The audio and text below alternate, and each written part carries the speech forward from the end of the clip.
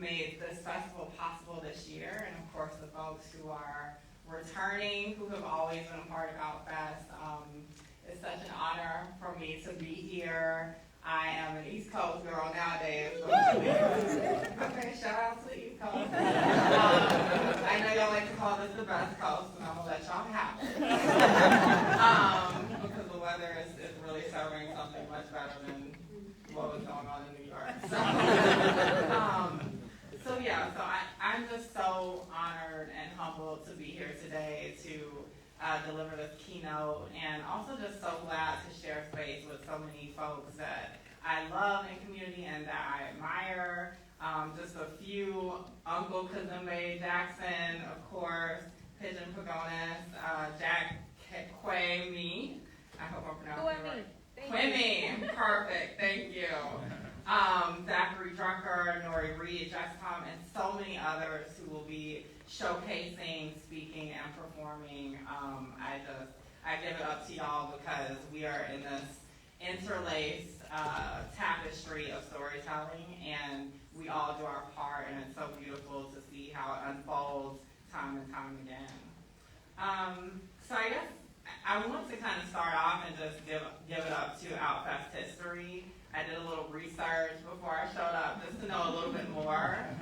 This is my first time being in this physical space at Outfest. I was a part of a conversation during the pandemic, but it's so great to be here today. And one of the things that I marvel so much in the history of Outfest is just the fact that y'all are 40 years deep into this work. You know, and it is not easy, even in this time, to elevate LGBTQIA+ brilliance, but the fact that y'all have been doing that for so much longer than even many of us have even been alive is just beautiful. That's not shade.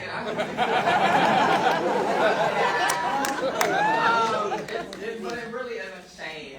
It actually is a testament to the sheer audacity that it takes to kind of slice through the queer media blackout, and particularly since it started in the 80s, I just see so many similarities between that time, you know, a devastating pandemic, ongoing attacks against our community legislatively, and of course the ire that we draw.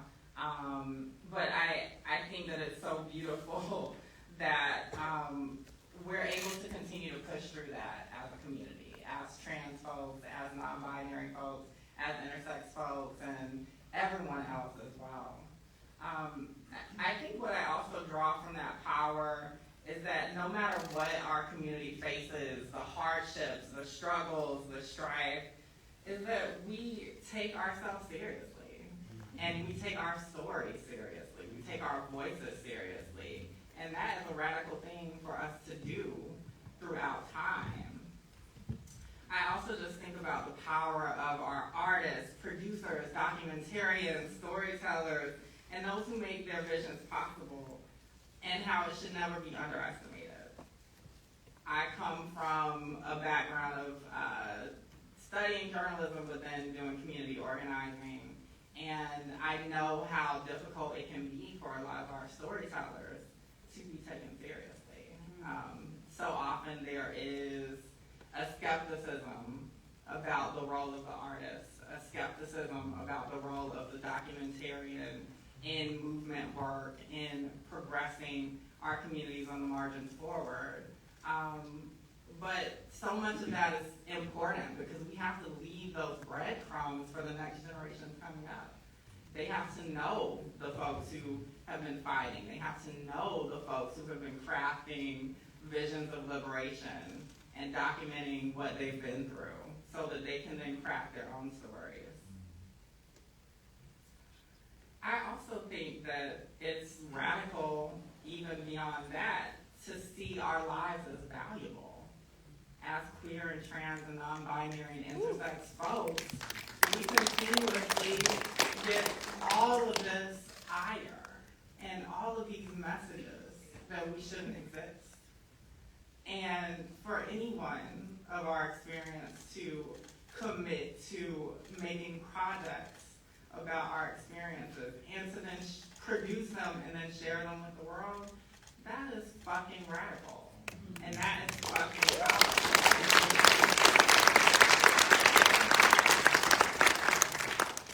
So I want to give some love to the folks who maybe are on the edge trying to figure out whether they're going to continue to create. Because it takes a lot of energy to continuously put yourself out there. I hope that you see, even if it's just one screening, or you hear just one person's testimony on what they created, that it encourages you to take that leap, to take those risks, and to create. Because you got a whole community out here, boo, that wants to see you shine, and wants to see you take yourself serious. And it's hard. We live in a time where any given day we hear about some act of mass violence. We have this ongoing epidemic of violence, largely against Black and brown trans women and folks. We continue to see the erasure of the experiences around mental health in our community, the experiences around suicide within our community. So I know it's hard, but I hope that those little nuggets you pull from today and from these weeks of programming will be enough to get you through, to get you to where you can create those works that we so desperately continue to need. All right, so I'm going to reel it back a little bit. So I am in the midst of edits on my memoir, which will be out in 2023.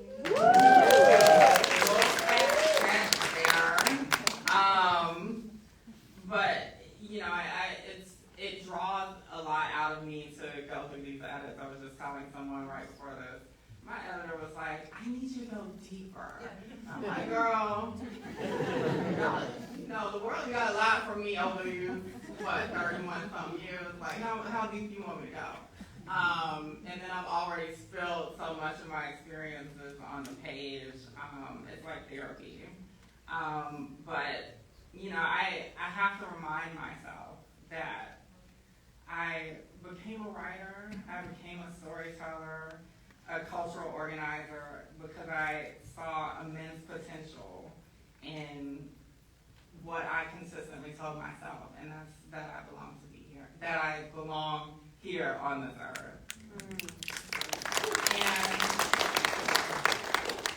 I see that immense potential in so much of the work that is being shown at Outfest and beyond, and so much of the things that our people continue to create. And I really do believe that stories are an organizing tool. It's what's kept me going in my life. It's what's kept so many other folks going through their lives. And we have to continue that work. I grew up as a young Black person figuring out, that they were queer and trans in Augusta, Georgia. Yes, right in the heart of the South. And queer media was so essential for my survival. 15 or so years ago in middle and high school, I wasn't surrounded by affirming images of queerness, much like I'm sure many of you weren't. I was isolated. But it was a saving grace of queer books that I bought at Barnes & Noble and hid under my bed and hoped that my parents would see. That got me through. It was the queer movies and the TV shows that I discovered on LimeWire.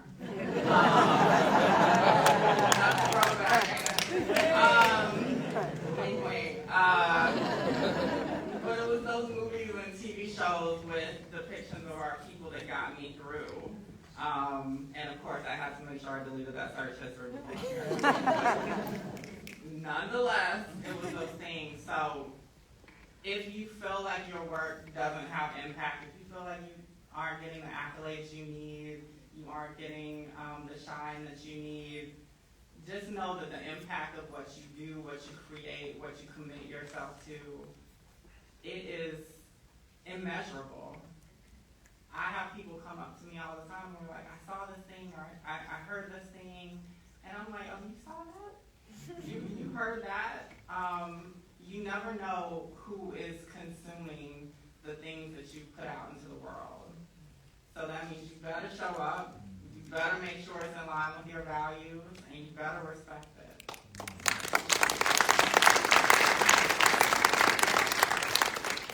I like to think that what we create and document should have an understanding that there is a hidden audience of queer, trans, non-binary, and intersex youth in mind. And yes, there was this poll that came out last year. I know we've been hit over the head with it a lot. That's like, so many more people are identifying as LGBTQ. And so many of us are like, ciao. I'm just trying to tell you. But obviously there's a lot of fear mongering in it. But, I think about Gen Z, there's an assumption that, the kids are all right, they got it covered, they'll figure it out for themselves. And I don't buy into that mindset. I think we have to continue to fight, even when we supposedly get ours, right? Even when we move out of the town that we thought we couldn't stay in, or we leave the job that we thought couldn't ever accept us. We have to continue to pay it forward. Because the bigoted Christo-fascist forces against us, they are hell-bent on silencing us. And not just silencing us, they want to demolish us.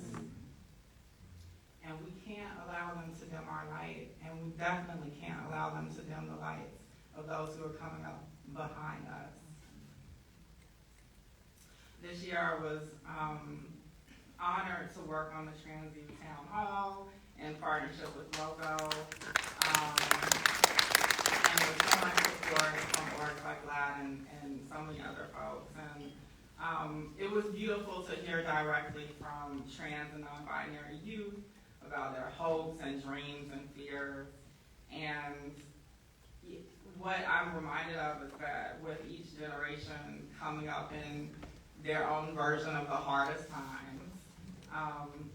that we continue to find new ways to soar beyond our imaginations, our ancestors' imaginations, and that's a beautiful thing. So yes, in some ways the kids are all right, but we can't give up. We got to continue to fight alongside them.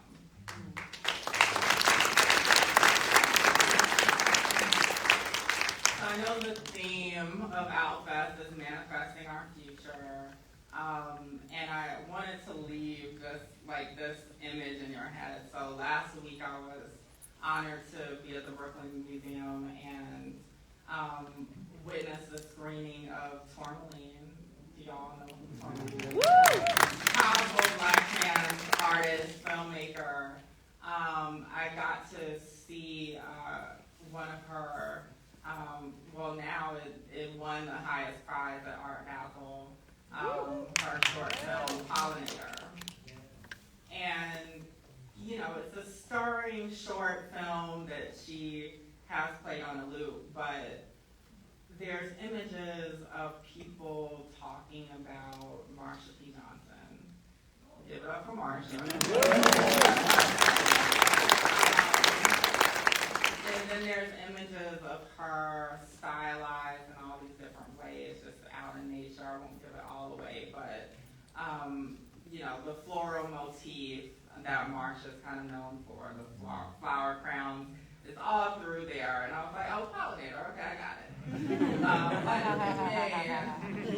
My few semesters of art history, but what I saw in that was a statement of legacy. And so even the people that don't get the shine during their lifetimes, who might not get the shine today, right? Like, it's a reminder that, again, there are immeasurable impacts to living authentically. And so when I think about someone like Marsha, I think about someone who discounted, undervalued in so many different ways, probably had no idea the lasting impact of just living authentically, just calling truth to power. And so I hope that can be a reminder to us that that is a part of manifesting our future. It's about living authentically, creating authentically in the hardest of times, under the most dire of circumstances.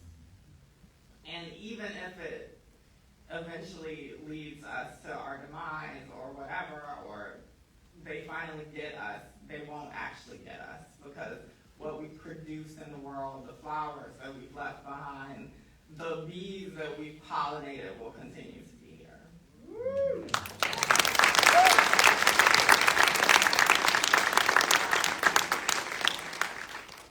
So it's about leaving those breadcrumbs for the next generation of queerlings and indies and all of our descendants that we don't even have labels for yet.